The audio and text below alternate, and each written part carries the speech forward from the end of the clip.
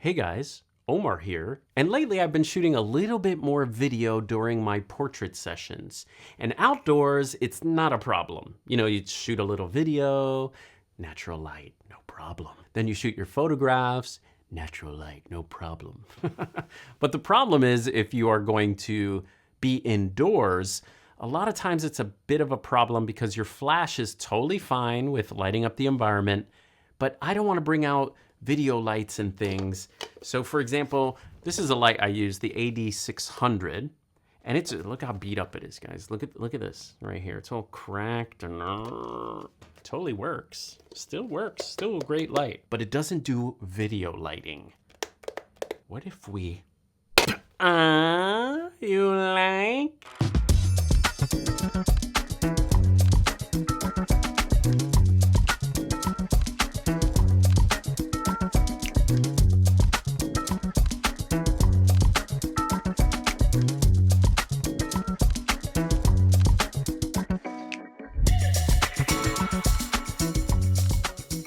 This is, can I turn it off? Let's turn that off. This is the Godox AD600 Pro II. And this light is pretty cool because it does everything my AD600 does. It's got enough power, it shoots high-speed sync, which lets you photograph outdoors in bright sunlight and actually have enough power to light portraits up. It also does something a little better, two things better than the AD600. Number one, it goes lower. We talk about like, hey, we want a more powerful flash. We want the flash to be super bright. I'm so happy that this flash actually goes lower power than the AD600 and even the predecessor, the AD600 Pro version 1. This guy goes down to 1/512th power, which is good because if you're shooting in higher ISOs and lower light environments, you actually can use this light without having to use this light.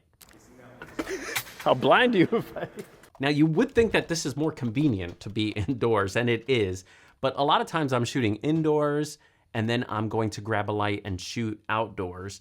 A lot of times I have to bring both, which you should anyway for like a backup, right? Now, since the power of this flash can go low enough, that means if you're shooting indoors in a darker environment, you can use the video light to shoot a little bit of video in the same modifier, and then you can switch to photos and pop off some photos using the flash. You can also, if you are in a very dark environment, just use the video light that's on here, the modeling lights, 40-watt power. It gets pretty bright. You can actually shoot constant light photography if you wanted to with this flash. Now, I don't usually do that because a light, it's like people feel like they're under a French fry, light. Now, I actually was gonna buy this flash, but I called up my friends at Godox. I'm like, hey, you wanna collab a little? You send the light, I talk about the light, and they were totally cool about that. But just like any video, I will tell you what I like and don't like about the product, like always. I'll tell you the first thing I don't love about it is heavy. I am definitely an AD200 lover. And by the way, Godox has just released an AD200 Pro that also has video lights. And I'm sure that one would work a little better if you work in very, very dark environments. But this guy, the reason I like the AD600, the main reason is that for this bulb. I love a bulb that when I put it in a modifier, it spreads in all directions, just filling up a very big umbrella. I prefer that over just kind of like a Fresnel head like this, which goes direct, or even some other pro lights, which kind of do this. Their light only comes out this way. And I feel that for those lights, you kind of have to scatter the light using a plate of some kind, so I am very partial to a bulb being the thing that spreads everything out. Now, something new is this menu that's color and also very intuitive. For the most part, a lot of Godox menus are really complicated and hard. You definitely need the manual or a video to sort of help you out. But here, it's just so easy. There are 3 modes for the flash. The flash actually has a normal mode. It has a color, sort of, gives you a little bit more consistent color. And then the freeze mode, which gives you a shorter flash duration to freeze water or balloon popping.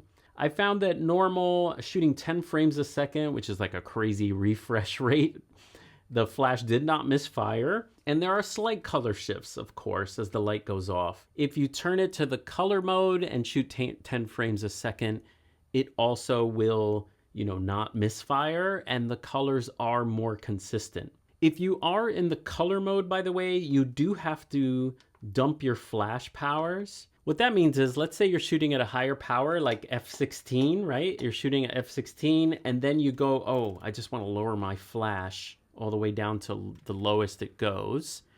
If you fire a flash, it's going to fire at the previous power because it has to dump all that light and give you clean color light. So you will get a very poppy flash, and then you get your nice 512. Now the last mode is this little freeze mode. And if you notice on the bottom here, you get an equivalent shutter speed. So if you go to the lowest power and shot this flash, it would shoot at 1/20,000th of a second-ish, with little 400 there.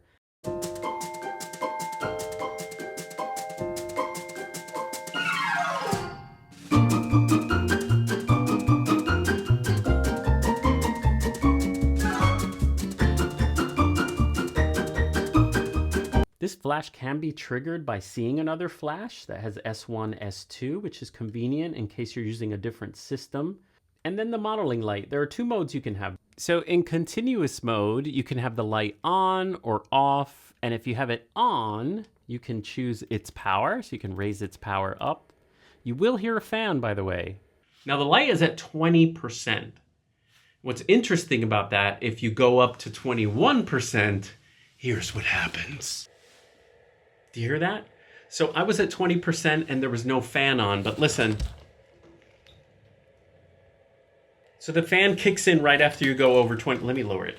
So just know that if you're shooting video with this, it's probably better if you're not recording audio. And if you are recording audio, just keep your powers nice and low. Raise those ISOs, baby. And then you can set your temperature. So you can actually make this light, sort of incandescent, or you can go all the way to daylight. Okay, now we changed the temperature to 2800, 4500, 5000, and 6000, which is cool. Now, the only thing is if you're doing hybrid coverage, I usually, if I'm in an environment that is incandescent, I will gel this light. And so that means I'll need to keep this at 5600 because, my flash is going to be at 5600 through a gel. And in this prop mode, the lamp will actually change its brightness and dimness based on your flash power. Now you can have the flash display the powers in fraction, or you can go by, numbers like this. Now with Godox's new trigger, it can actually pair up with this flash and other flashes automatically. So if you're used to usually going through and picking a channel and picking a group, you don't have to do that with the newest trigger. It will just find it automatically. And what's neat here is this little light will change depending on what group mode you're in. Let's lower our light here so you can see all the cool colors that you get. And that's a nice quick way to see which flashes are which. Okay, so what do I think about the AD600 Pro II now that I've used it? Pro II. First of all, the negatives. Number one, it's very heavy and cumbersome. I usually prefer to make it work with the smaller flashes. Yay. But with that said, there's nothing that can replace the convenience of having one light to do photo and videos indoors. So I really enjoyed that. It is a little bit of a pain to gel. I had to sort of, configure and cut out my own gel. I wish that Godox would make gels that are caps that go on so that we get the full spread of light from the modeling light and also from the flash. Now, it is awesome that it goes all the way to 5/12 power, which is fantastic. The only problem is you need the brand new trigger to take advantage of that. With my older X3 Johnson, it only goes to 256. And also when I'm controlling the flash with a speed light, like this 860 version 3, it can only go to 256, which is sad because it's just something else you need to buy. And I actually am not a fan of touchscreens, even though I haven't tried the new trigger. I can't say anything about that, but I prefer buttons, dials, and wheels. So I haven't taken advantage of the lowest low power because of my triggers. Positives, for a light like this, recycle times is the reason. First of all, power, if you're gonna be shooting outdoors, fantastic for high-speed sync. But to be able to shoot, I just did 10 frames a second. I didn't even try faster than that. Maybe I'll try before I post this video. Okay, let's just try it for fun. Okay, so here's 7 frames a second. It did not misfire once. Okay, this is high. This is 20 frames a second.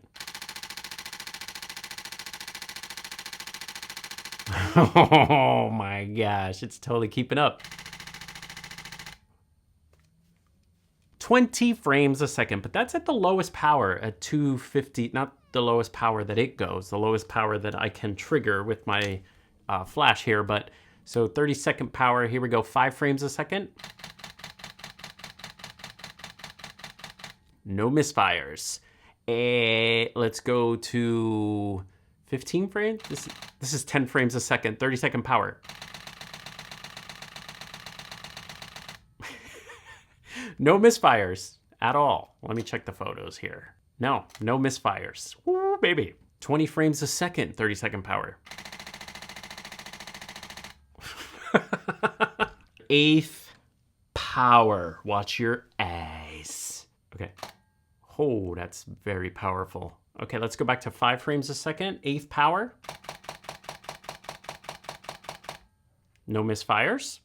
10 frames a second. Okay, first time there. Not bad, it only misfired once there. Let's try again.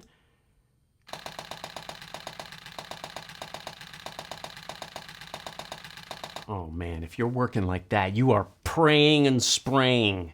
No, the other, that's pretty neat that it can shoot that many frames a second. And it just gets better as you dim the lights. If you're shooting action or anything like that, you can either use the freeze mode in this, which is great.